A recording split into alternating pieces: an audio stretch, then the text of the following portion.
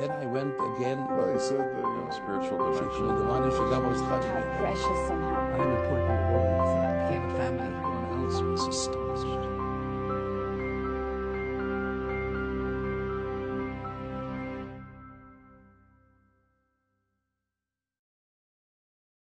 In 1973, Mr. Ephraim Mole served in the Israeli Defense Forces.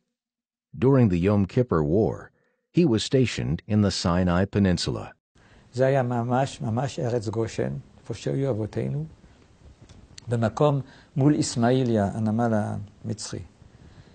ואנחנו היינו צריכים לעשות פעילות ביטחונית שוטפת, סיור על הגבול, עד שהגיעה ידיעה מהמטכ"ל שהמצרים עלולים להתקיף בגזים, ולכן יש פקודה שכל בעלי הזקנים חייבים לגלח את הזקן כדי שהמסכה של הגזים תהיה אטומה על הפנים. אז אני הייתי עוד עם שני חברים אחרים, בעלי זקן, ואני בתוך עצמי, אני אומר, מה זאת אומרת, אי אפשר לגלח את הזקן? זה בחלומות בלעות הכי חמורים, אני ראיתי את עצמי בלי זקן. וכמה חבר'ה מבני עקיבא היה להם מכונת גילוח עם קפיץ, ככה כי לא היה חשמל שם, אומרים, אפרים, זה פיקוח נפש, זה מותר להתגלח עם המכונה הזאת, מה זה? אני אמרתי, חבר'ה, פיקוח נפש זה מצב שצריך להיות עכשיו לפניך, להחליט מיד. אבל פה אולי יתקיפו, אולי לא יתקיפו, מה זאת אומרת? אני הרגשתי שאני לא יכול לעשות את הדבר הזה. לקחתי את עצמי ונכנסתי באוהל של המפקדים, שם מפקד המ"פ, מפקד הפלוגה, אמרתי לו, תשמע, יש את פקודת מטכ"ל, אבל אני מרגיש שאם אני מוריד את הזקן, אני לא יותר חייל, אני סמכתות, אני נמושה, שום דבר.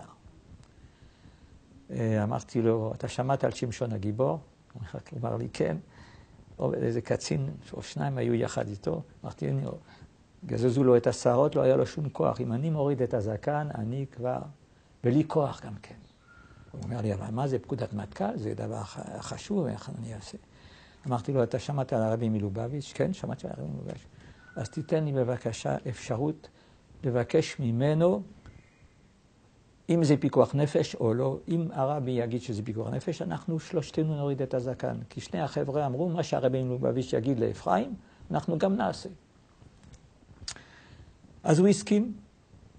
אז היה בדיוק קצין שקיבל חופשה, מפני היו חופשות מעטות מאוד, רק בשביל הזדמנויות חשובות. נולדה לו בת, אז הוא קיבל אישור טיסה מפאיד, הנמל תעופה המצרי. אז כתבתי מכתב לצח שאז ישב ברחוב צפניה, לרב רלב"ג, יוסף רלב"ג, עליו השלום, וביקשתי שישאלו את הרבי אם זה פיקוח נפש או לא. ואז באמת הוא לקח את המכתב, והוא אמר, אל תפחדו, אני אקח מונית, אני אביא את זה לצח, לצעיר אגודת חב"ד בירושלים, ואני חיכיתי לתשובה. איזה 2 לילות אחרי זה, אני בעמדת שמירה, והטלפון, הטלפון שדה מצלצל, זה התור לדבר עם הבית. ואז אני מדבר עם אשתי, ואשתי אומרת, הרב טוביה בלוי צלצל, שאלו את הרבי, והרבי אמר שלא תהיה התקפת גזים, לא לנגוע בזקן. ואז גם כן זה הופיע בתוך תשובה שהרבי שלח לרב טוביה בלוי, ששלחתי את הקטע של המכתב הזה, וככה כתוב, א', ברוך שלא תהיה התקפת גזים, ב', החייל יכול עכשיו לקחת מסכה וללבוש ולהוכיח שאין הזקן מפריע. אלה שסוברים אחרת, הרי זה מחיסרון ידיעה או מפני שאינם נכנסים לעומק הבעיה, משום שאין זה נוגע להם כל כך. ג', החייל יאמר את הנקודות הנ"ל, אך אם הדבר לא יתקבל, הרי ליתר שאת, גם לפי דעתם, יכול הוא לוותר בכך שיחזיק אצלו מספריים, הרי אם יהיה צורך יוכל להוריד את הזקן בדקה אחת, כשם שלוקח זמן ללבוש המסכה. כלומר, בשעה התקפה כזו שהם חוששים ממנה. עוד אמר הרבי שבמלחמת העולם הראשונה היה שימוש נרחב בגזים, וכל הצבאות ובכללם האנגלים השתמשו במסכות. בכל זאת התירו להודים משבט סיקי שנלחמו בשורות האנגלים לא להוריד זקנם, והללו הצטיינו במלחמתם במיוחד. עד כאן למסור לחיילים ואפשר לפרסם מיד.